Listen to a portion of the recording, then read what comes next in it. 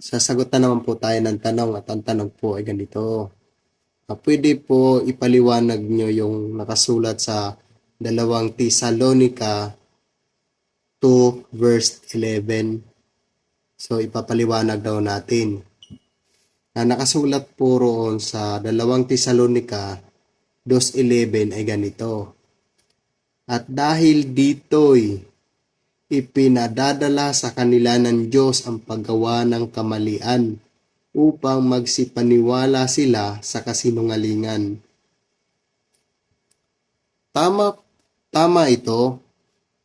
Ipinadala sa kanila ng Diyos ang paggawa ng kamalian. Kasi ang Diyos ay nagbibigay ng pagpipilian sa tao, mabuti o masama. Kung ang pinili ng tao masama, yun ang dinadala ng tao masama. Bakit? Upang magsipaniwala sila sa kasinungalingan.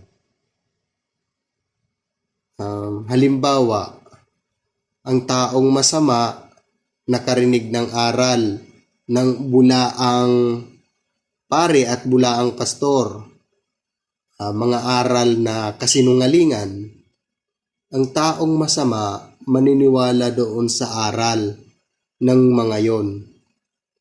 Yun po ang paliwanag sa 2 Tesalonica 2 verse 11. Nandito na lang.